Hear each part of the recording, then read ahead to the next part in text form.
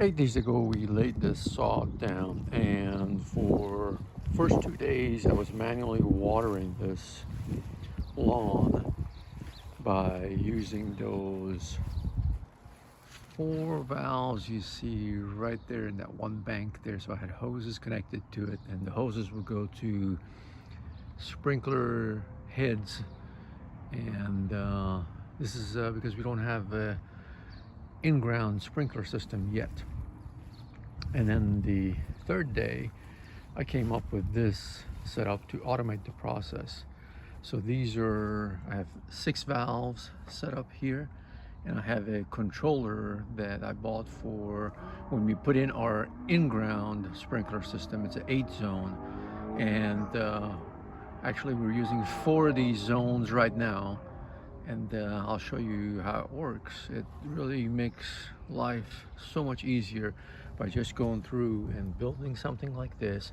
All these supplies, you can buy them from Home Depot, and it's an easy DIY project that will simplify your life when it comes to watering this lawn, to make sure that the initial investment that you put toward this lawn, it carries on by you taking care of it.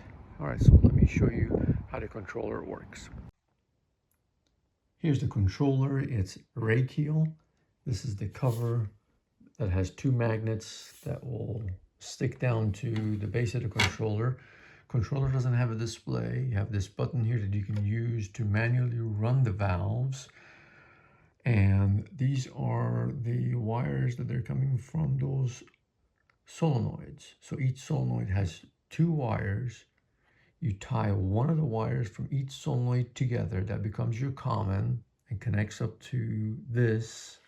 I chose to use white, which is commonly used for common. Comes into the common terminal. And then for my zone 1, the second wire for that valve comes here, my brown. And this is zone 2, 3, and 4. So I'm using 4 out of the 8 zones. This also has moisture sensor and other inputs that you can add to the controller.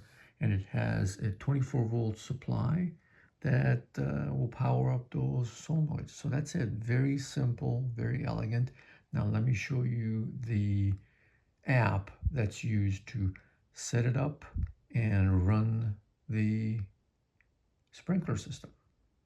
So here I have the app opened up, and on the top you can see that it keeps track of the weather, and if there's rain in the forecast, it won't run the sprinkler system unless you bypass it.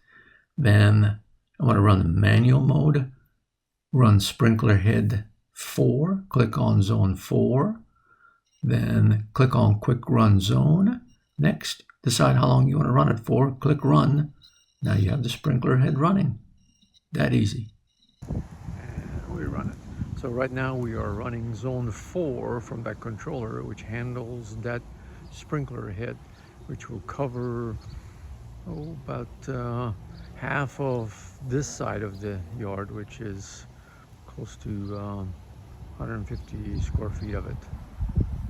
If you liked the video, please give me a thumbs up. Don't forget to subscribe to my channel and hit the bell notification.